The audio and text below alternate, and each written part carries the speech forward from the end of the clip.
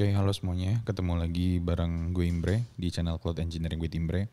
Dan di video kali ini kita akan ngebahas tentang Scaffold, salah satu teknologi open source yang di-develop di Google. Dan teknologi ini biasanya dipakai untuk membantu kita untuk melakukan development untuk aplikasi yang biasanya di-deploy ke Kubernetes. Sebelum kita ngebahas tentang Scaffold, mari kita bahas tentang apa yang salah dengan local development yang biasanya kita lakukan. Atau apa keterbatasannya.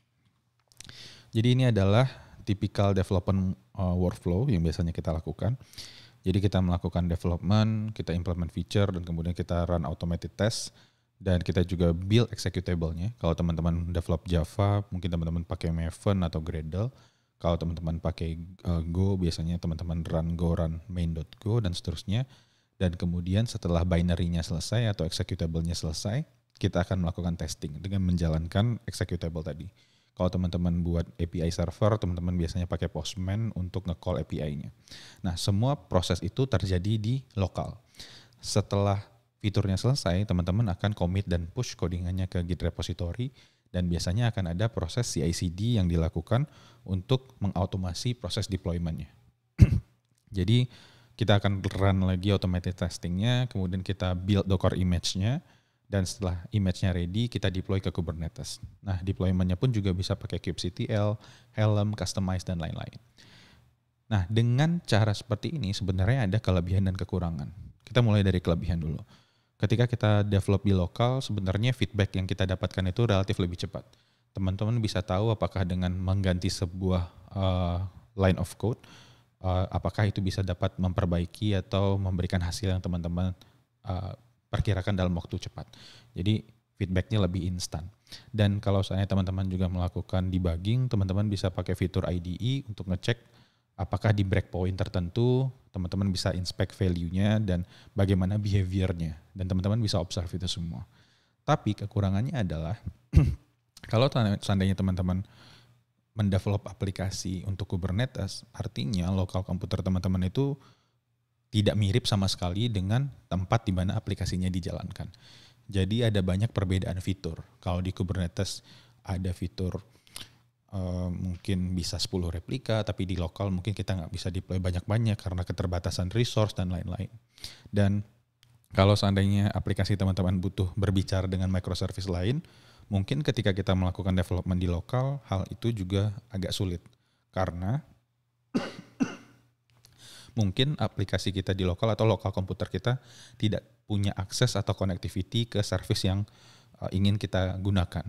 Akibatnya apa? Biasanya kita harus deploy dulu aplikasinya ke Kubernetes cluster supaya service kita bisa berbicara dengan service lain.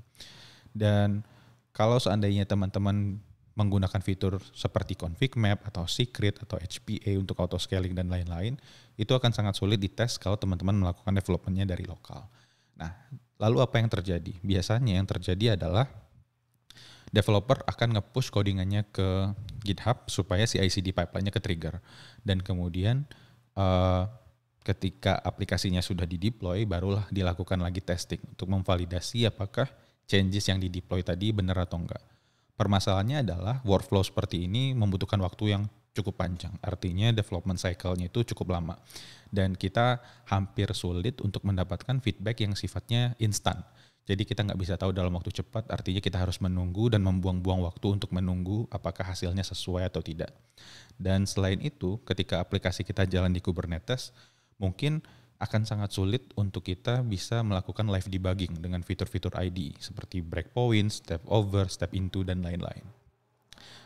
Kemudian pertanyaannya adalah, ada nggak sih cara yang lebih baik yang bisa kita lakukan agar kita bisa melakukan continuous development?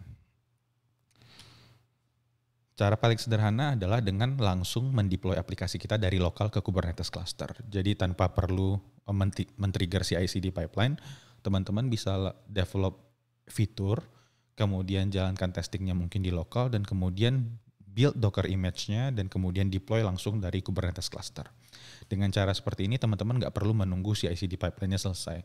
Dan meskipun dengan cara seperti ini, teman-teman tetap bisa nanti mendapatkan fitur, misalkan aplikasinya bisa call microservice lain karena dalam satu PVC atau network, Atau mungkin teman-teman juga bisa langsung ngetes apakah fitur config map, secret, dan HPA, dan lain-lain itu bekerja sesuai dengan apa yang teman-teman harapkan atau enggak. Dan mungkin yang teman-teman punya sekarang adalah tempat di mana teman-teman nge-run aplikasi yang di-develop di lokal itu sekarang udah sama dengan aplikasi yang jalan di production. Jadi dua-duanya sama-sama jalan di Kubernetes cluster. Nah, jadi walaupun kita udah bisa langsung deploy dari lokal, tetap ada hal-hal yang perlu kita lakukan. Misalkan teman-teman tetap perlu nge-build Docker image, kemudian teman-teman harus nge-deploy manifestnya, kemudian teman-teman perlu port forward, dan mungkin juga perlu nge-stream log. Nah, pertanyaannya adalah,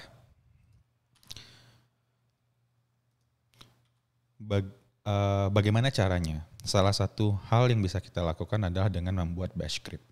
Jadi ini adalah solusi yang naif, yaitu kita bisa buat sebuah bash script, docker build, kubectl apply, port forward, dan log untuk mendapatkan visibility terhadap aplikasi kita yang jalan. Namun walaupun kita udah melakukan dengan cara seperti itu, tetap ada permasalahan yang tersisa. Jadi walaupun kita udah deploy, kita tetap nggak bisa menggunakan fitur IDE kita untuk melakukan live debugging. Jadi live debugging is almost impossible and not trivial. Mungkin bisa, tapi kita harus configure beberapa hal lain. Kita harus set up debugging server dan segala macam. Dan setiap kita melakukan changes, artinya kita juga akan membuat sebuah Docker image baru. Nah, Docker image baru itu ketika di save, dia akan memakan storage. Artinya setiap kita melakukan changes, dia akan membuat Docker image baru dengan tag baru, dan akhirnya kita akan punya banyak Docker image yang cuma dipakai untuk development dan tidak digunakan untuk production. Artinya akan ada banyak residu atau leftover dari Docker image kita. Begitu juga mungkin dengan resource yang kita pakai untuk local development. Kalau teman-teman deploy pod, mungkin bisa jadi setelah teman-teman deploy dari Kubernetes dari lokal, teman-teman lupa untuk clean up. Artinya nanti akan ada sisa-sisa deployment yang mungkin akan stay di cluster dalam waktu yang cukup lama kalau kita nggak clean up. Dan mungkin ada banyak problem lain yang nggak bisa kita bahas, tapi ini adalah problem-problem yang masih tersisa. Walaupun kita sekarang udah bisa ngejalanin aplikasi kita di Kubernetes cluster. Nah, Scaffold adalah solusinya. Jadi Scaffold ini tujuannya adalah dia akan membantu untuk mensederhanakan workflow kita untuk nge-build, nge-push, deploy, dan debugging aplikasi kita yang jalan di Kubernetes. Jadi sebenarnya Scaffold ini membantu kita untuk memindahkan somehow CI/CD itu ke lokal. Jadi dengan men-trigger satu komen, semuanya akan di-handle. Termasuk building, pushing, deploying, debugging, dan bahkan clean up setelah kita selesai melakukan development. Jadi beberapa fitur mungkin yang perlu kita bahas adalah, yang pertama adalah optimize source to Kubernetes. Jadi ini yang barusan kita bahas tentang bagaimana Scaffold ini bisa membantu kita mengoptimalkan workflow ketika kita ingin nge-build, nge-push, kemudian nge-test dan deploy aplikasi kita di Kubernetes. Jadi kita nggak perlu nge-trigger CI/CD pipeline dulu yang mungkin bisa 10 menit, 20 menit, dan seterusnya. Kita bisa langsung melakukan deployment dari lokal dengan menggunakan Scaffold. Komennya itu Scaffold dev. Nah, setelah itu kita juga bisa langsung mendapatkan feedback. Scaffold ini otomatis akan nge-manage deployment logging dan mungkin juga melakukan port forward. Jadi ketika kita ngejalanin Scaffold, kita bisa langsung ngelihat log aplikasi kita di Kubernetes di lokal komputer kita, dan kita juga bisa melakukan call langsung ke API yang ada di Kubernetes. Jadi mekanismenya sebenarnya yang di-hide adalah port forward. Jadi Scaffold ini akan menggunakan kubectl port forward untuk mengkonekkan aplikasi kita di cluster ke lokal. Jadi kita bisa langsung lihat. Tapi lagi-lagi kita tidak perlu menjalankan command port forward atau kubectl log tadi karena semuanya sudah di-manage oleh Scaffold. Nah, Scaffold ini punya file yang namanya Scaffold YAML. Scaffold YAML ini adalah declarative configuration yang bisa kita gunakan untuk mengatur beberapa konfigurasi seperti lokasi manifest yang akan digunakan, kemudian apakah kita pakai Helm atau kita pakai tools lain, dan kemudian nama image-nya apa, dan lain-lain. Jadi ada profile, image build, dan seterusnya. Dan kalau teman-teman mau nge-build image-nya pakai Dockerfile, teman-teman bisa specify juga. Atau teman-teman mau pakai zip atau mau pakai build pack, teman-teman juga bisa configure supaya Scaffold tahu tentang bagaimana caranya Scaffold nge-build image dan melakukan deployment. Dan menariknya adalah scaffold ini lightweight karena dia cuma jalan di client side. Artinya kita tidak butuh sebuah komponen di Kubernetes cluster. Dan lagi-lagi minimal pipeline. Karena kita tidak perlu melakukan beberapa komen, kita cukup melakukan satu komen untuk melakukan development. Dan ada banyak fitur lain yang bisa teman-teman explore nanti di websitenya. Saya sarankan untuk teman-teman langsung cek. Ini adalah beberapa fitur yang mungkin saya anggap penting dan mungkin bisa relevan untuk kita semua. Lalu pertanyaannya bagaimana scaffold itu bekerja? Jadi menariknya adalah ketika teman-teman ngejalanin scaffold atau scaffold dev itu, dia akan langsung membuat image dan kemudian melakukan deployment.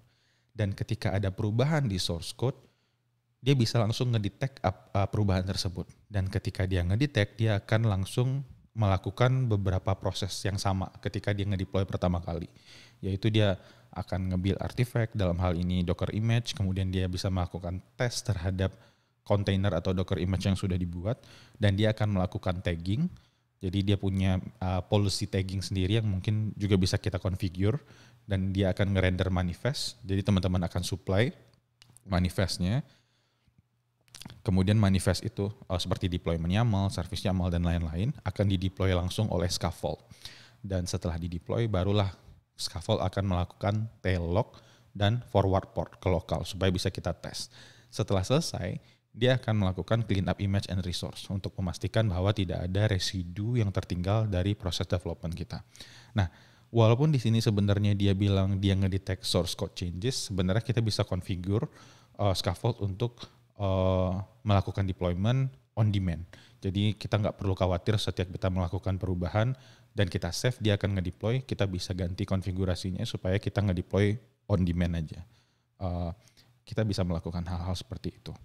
Dan kalau seandainya kita pengen lihat secara lebih detail, sebenarnya ada banyak hal yang terjadi di scaffold. Kalau seandainya kita lihat di bagian building artifact ini, kita bisa menggunakan Dockerfile, kita bisa menggunakan Bazel. Lagi-lagi Bazel adalah salah satu internal tools-nya Google untuk build system.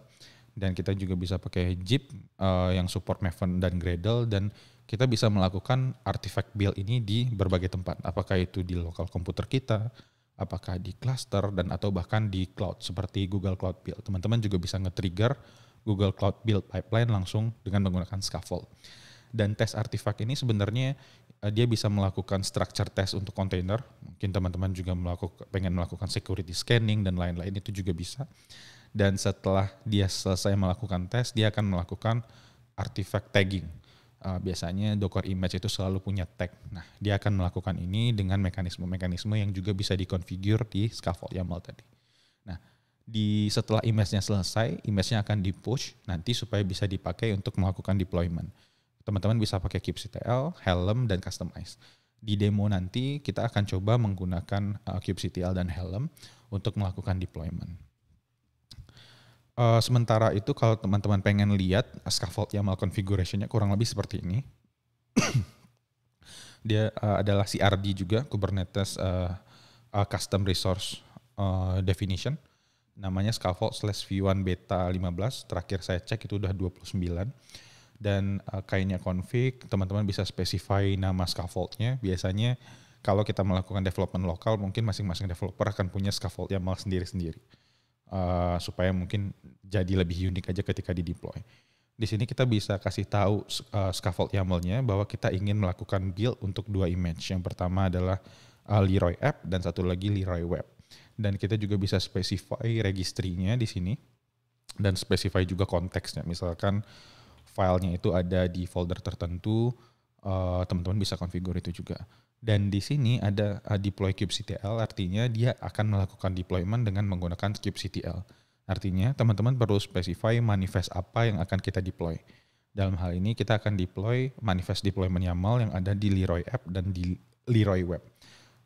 Ketika scaffold ini dijalankan, yang dilakukan adalah dia akan nge-build 2 image dan kemudian dia juga akan melakukan deployment ke Kubernetes dengan kubectl. Untuk melakukan deployment sederhana, atau mungkin untuk melakukan development ya, maksudnya teman-teman bisa pakai command scaffold dev. Teman-teman bisa install scaffold CLI di lokal teman-teman dan kemudian teman-teman cuma perlu menjalankan scaffold dev. Tapi Sebenarnya cara yang lebih disarankan oleh Scaffold sendiri adalah dengan menggunakan Cloud Code plugin. Jadi Cloud Code plugin ini sudah disupport di VS Code dan IntelliJ atau Golang atau bahkan semua IDE JetBrains. Jadi teman-teman disarankan untuk menggunakan Cloud Code plugin karena penggunaannya jauh lebih sederhana. Nah, di video berikutnya nanti saya akan tunjukkan bagaimana caranya kita bisa menggunakan Cloud Code untuk melakukan deployment dengan menggunakan Scaffold dan kubectl. Terima kasih, mudah-mudahan video ini dapat membantu teman-teman untuk memahami kenapa kita harus pakai Scaffold dan apa yang diselesaikan dan permasalahan apa yang diselesaikan oleh Scaffold. Sampai ketemu lagi di video berikutnya.